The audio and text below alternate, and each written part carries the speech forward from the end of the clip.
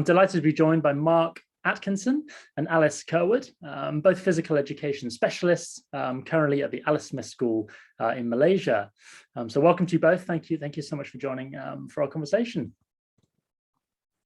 Into my first question, good to dive straight in. So I'd love to know what inspired you both to get into teaching and education in the first place.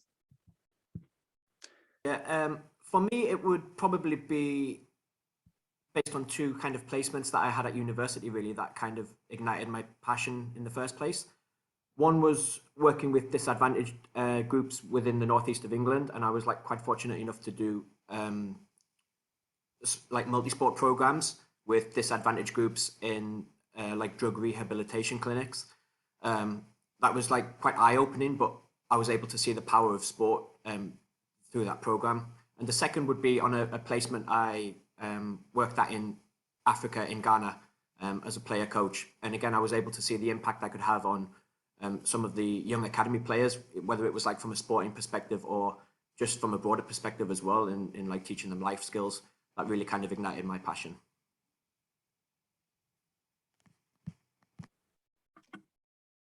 Fantastic. What about you, Alice?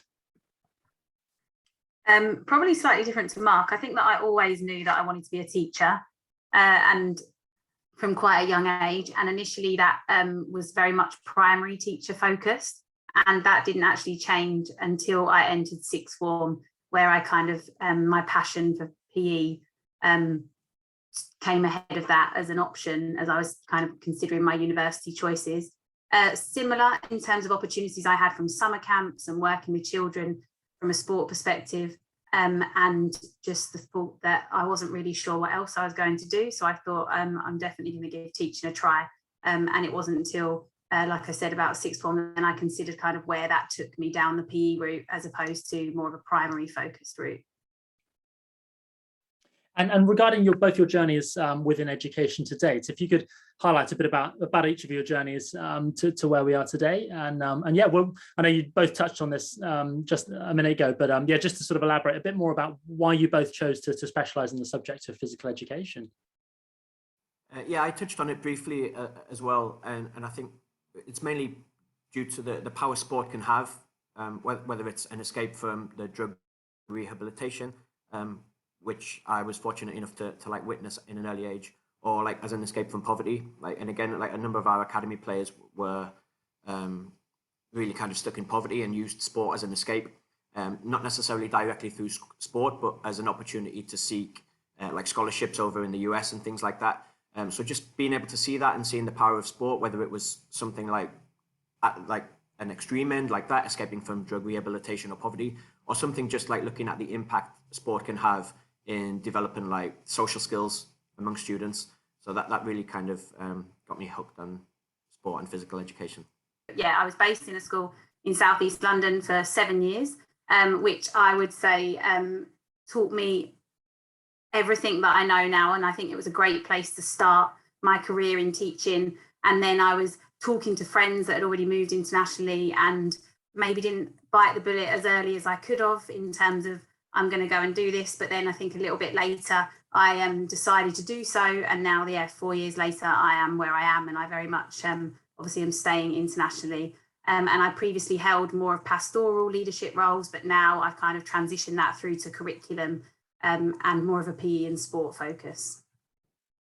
And just interestingly, obviously, Mark, you touched on there that physical education can really help those sort of essential skills building for students and sort of, I suppose, older adults alike as well. That's sort of an article that you guys submitted for ISN as well, which was fascinating. So we'll put a link in this article to that piece as well, so people can read through. And yeah, very interesting to hear about that. And what is it about the international school scene that attracted you both? And what was it about teaching overseas that sort of triggered that move to want to go there?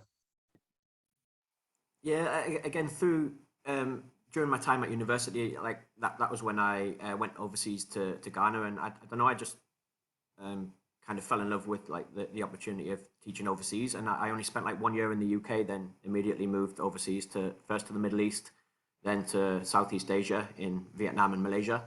And I don't know, I just liked it was just so different. All of the students you work with on a daily basis are just completely different, and every day's a completely different challenge, albeit like completely different settings.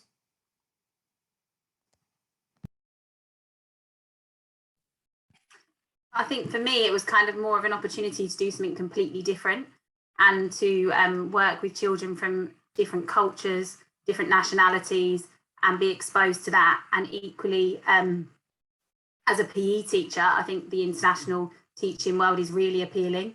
Anything from the changes in weather that we don't have to put up with out in Southeast Asia that we did in the UK, through to now where we have such a big sporting network through the Fabicias, through the CSACs, and the opportunities that children have to take that PE further through a sport avenue as well, has really been appealing to me. And the facilities that are on offer to us as teachers are unreal, especially the ones that we're lucky to have at the Alice Smith School.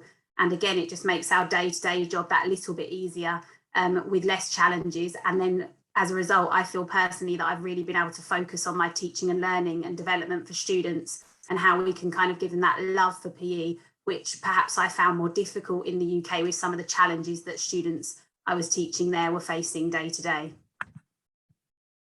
And sort of moving on to that now learning piece, and specifically around professional development with staff. So you both have created this very interesting tailored bespoke professional development journey within your department. So we're going to touch on that in a minute. But I'd love to know firstly what each of your thoughts are around why you think tailoring professional development for staff in schools is so important. I think first and foremost, from like a more direct perspective, it allows you to obviously develop your professional learning program to meet the needs of staff members, and it can therefore be like bespoke and subjective to their needs, which in turn impacts the needs of learners and meets the demands of your curriculum and the curriculum you're offering. And from there, it means like things can be tweaked, whether it's things like providing conversations for differentiation, or providing the foundations to discuss a particular class who may have different needs to another class. All of that can be done by tailoring this kind of professional development and professional learning. And I think from a slightly broader perspective as well, it provides opportunities for staff to interact and collaborate and to build relationships, and can certainly be impactful on such a broader scale than what you would typically get on just kind of any course or any professional learning course online or something like that. I think in terms of a broader scale as well, and perhaps where it kind of started for me, would be that firstly, I felt as a head of department that our meetings were becoming quite admin heavy, and that there was a real opportunity to move away from that and to try and really utilise the time that we had together, which we all know as teachers is so rare to come across, and we're constantly under different pressures, people within the department that have got different roles. And from that, trying to make sure that we are making the most of that time when we come together as a group of PE staff. And down to simple things such as the fact that I'm a practical learner, I always was as a child, and that was something that I prefer. And as a head of department, I have sat in an admin heavy meeting and felt that mine was the only voice that was being heard, in terms of, and people were perhaps switching off as a result of that, but equally that some of the information wasn't necessarily going in, and therefore it was better to get up and do. And the benefits that we've then seen of that as a department, primarily for the students, which is what we're doing it for, I think the rewards have been great, and kind of we've seen that this year. And I think going back to the original reason that we did it as well, to move away from those admin heavy, but also through COVID, I'm guilty as a professional quite early on in my career, feeling that I needed to expose myself to external providers to gain qualifications so that I had them for my CV, whether it came to applying for a different role within my school or externally. And I feel that we can move away from that, and that there are real benefits to them in terms of specialists. For example, trampolining courses that we'd attend as PE teachers are necessary for health and safety, the same with life-saving for delivering swimming, but equally, they're not bespoke and tailored to our students and their needs within our specific environment as an international setting. So that's something where, yeah, okay, I might have a trampolining leaders coaching qualification, but on that course, did I gain the skills to deliver the teaching and learning that's required for our students in a PE setting? And that could perhaps be argued. Very interesting, yes, and sort of looking at that as to how you develop this at the Alice Gibbs Mall within your department specifically. We've touched on a few of the reasons why you develop these tailored PD sessions, and it'd be great to just understand a bit more about how you went around structuring those sessions. You had this idea to sort of create a bespoke environment for staff within your department. So what was the sort of the first step that you went through to thinking about how you are going to structure these sessions, time frame wise, length of each session, that kind of thing? It'd be great if you could touch on that. Yeah, I'll kick off, but I think Alice will give more information on the structuring of it all, because it's certainly her baby with regard to all of that. But I think just prior to going into that, I think COVID certainly kind of sparked all of this, because we were obviously forced to kind of adapt our curriculum and had no opportunity to pursue these external courses or like external professional learning opportunities.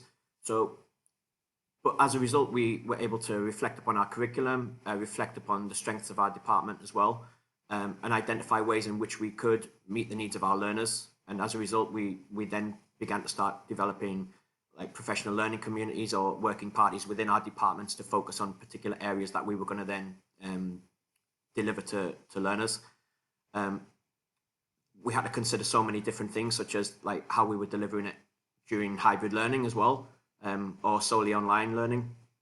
And I remember like that, just by being able to work collaboratively and coming together within like partnerships within our teams, we were able to produce fantastic resources that again met the needs of our learners and allowed us to accommodate all of their needs.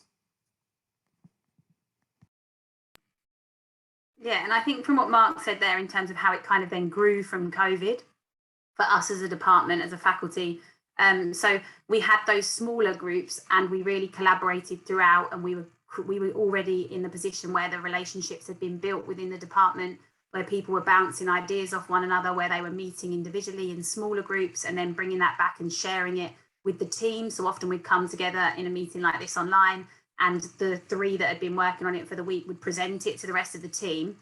And then when we came back into school and we dealt with the whole transition of the start of this year, kind of in, out, when are things going to open up, what restrictions are going to allow us to deliver what on our curriculum, we then made a decision where we felt comfortable with the plan that we had in place for term 3, and we were able to move forwards to focus on a professional development area within our weekly meetings. And I think that that's something that we're extremely lucky to have, is a weekly meeting, which isn't necessarily timetabled, but it's something that we look for as a slot in the week where everybody within the department is free. And then it's just become more of a expectation really that we then use that time to come together and discuss anything curriculum based, but also in a normal year sporting program based as well, from our head of sport and from our director of sport, that would bring that information into the meetings. So in that weekly meeting slot, the way we kind of went about introducing it this term was to bring to the table, okay, so what is our current needs of our learners on the content of the curriculum that we are going to be delivering, and where does our staff expertise and experience lie, to try and either just give everybody a refresher within those sessions, or to give people new ideas to bring to their lessons. And we had a great one that was firstly delivered from our vice principal, again, I think there it was key for buy-in to kind of get the vice principal to model it in terms of who I selected to deliver that first session, to put other staff members at ease that when they were going to deliver it, that it was low stakes, low pressure, and it was just an opportunity for us to share good practice as professionals. And because he delivered his tennis session at the same time that we were all delivering tennis, the buzz around the department the following the rest of the week of, oh, Richard, I gave that a try and that worked really well with my group, or I had to adapt it in this way. And those conversations were then happening daily within our office. And you could see that people had really taken it from that.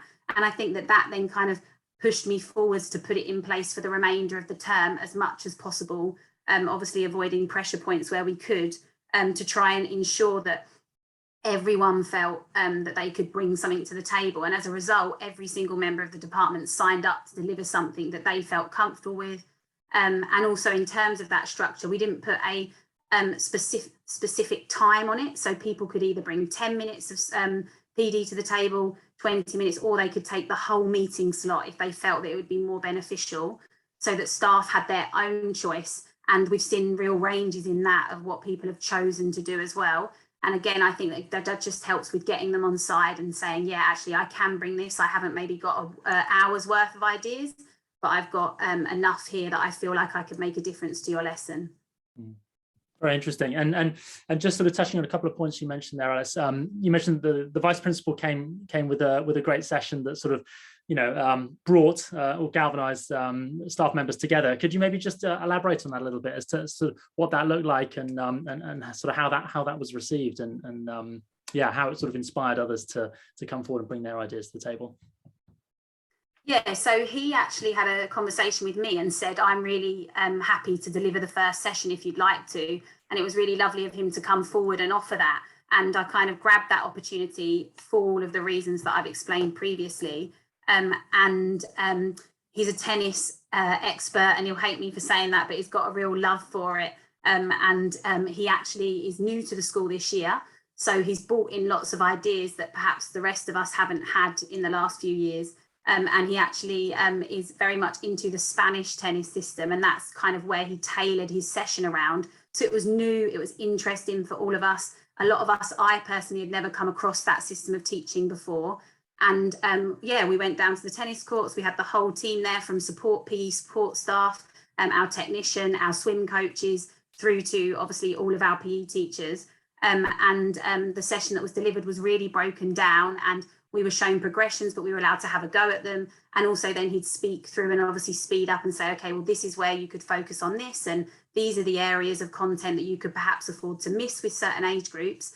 And then I know that I immediately started my short tennis unit with my year 7 girls a week later.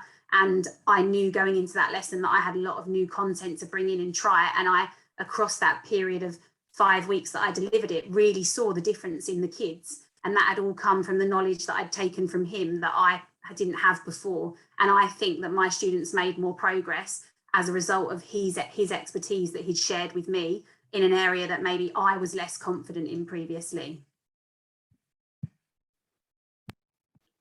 Yeah, if I could just add on to that as well, like some of the additional benefits of that session, like obviously some of the conversations that arose from those types of sessions, like obviously first and foremost, like the different progressions that were offered were then like tailored to different year groups, for example, on different ability groups. But then some of the conversations that came out after that were like ways in which we could embed our core values into things like tennis, which I don't think we'd really considered before. Like, how could we demonstrate kindness and care through feeding the ball to partners, and just like by having those types of conversations, and particularly including a vice principal in those conversations, it's really fantastic, like for our departmental culture. Really good to have. Fascinating, yeah, and looking at the impact now to your students, obviously getting everyone involved and ideas sharing around staff members, has clearly been an inspiring sort of move and step change. How has this sort of fed down to the learners ultimately? Because that's why we're all doing it, I suppose, isn't it? And it'd be great to learn a bit about those impacts. If there's one particular impact that stands out in your minds as sort of being had as part of this, that would be great. Alice, do you want to? In terms of the impact, I think it's just that, again, the different approach to teaching that perhaps people wouldn't have taken, and that kind of new ideas that they're then bringing to the table to try and re-energize, to try and re-motivate, and the way that particular tennis session was delivered was sold to us as well, that this is how you can get students more involved. So going back to what Mark was saying, simple things, but understanding the importance of having a feeder and having 30 tennis balls available to the student as opposed to 2 made such a difference to the time that the students could spend on that particular focus within the lesson.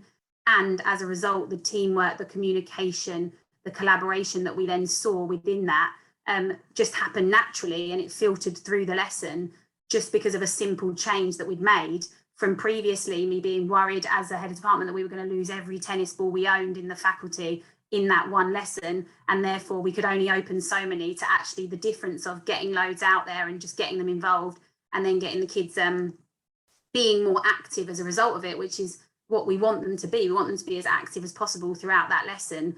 And as a result, the students' progress that I saw in that block of 5 weeks work was huge, especially with some that couldn't even hit it over the net to start with, just from those real breaking it down, going back to basics for our year 7 students. So yeah, I think that that's where I saw a real impact in my particular lessons as well.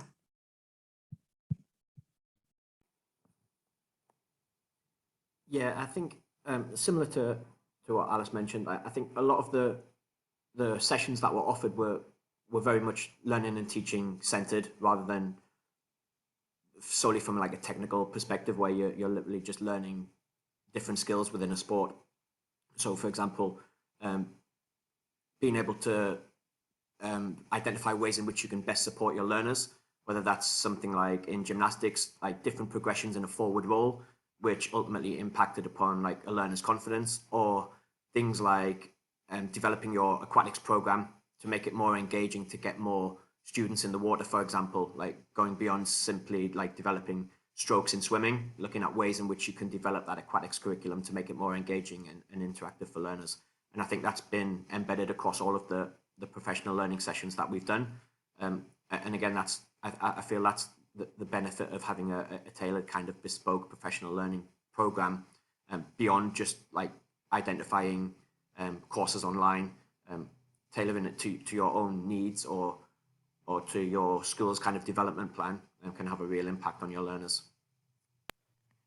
Just to touch on that, very interesting about, you know, integrating it into the curriculum as you learn and go with these sessions. How have you done that sort of incrementally? You mentioned these sort of week-on-week sessions where staff members come together and share their different piece of expertise and bring it to the table. How was that feedback loop been integrated within helping develop those learnings into the curriculum?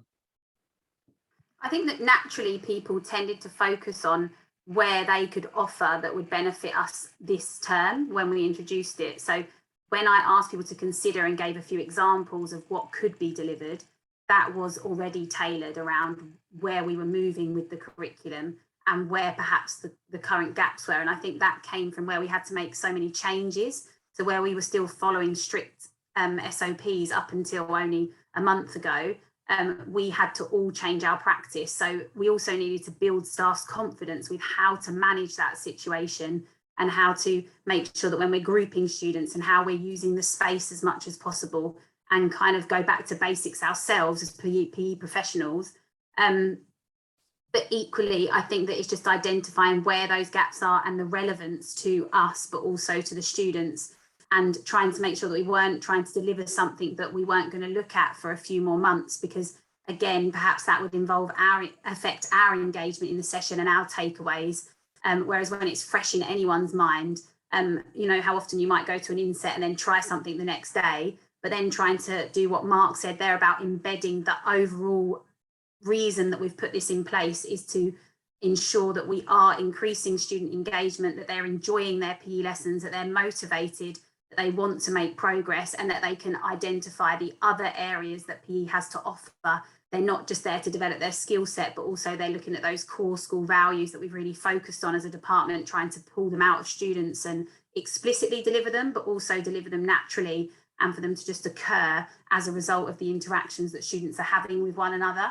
And I think that that's what's allowed us to do that as staff members, is trying to have an overall, what is the reason we're doing this? We're not trying to build a skill set for us to have only drills to deliver, but we're trying to understand as staff, what do we want students to gain from this unit of work from more of a holistic approach, I guess.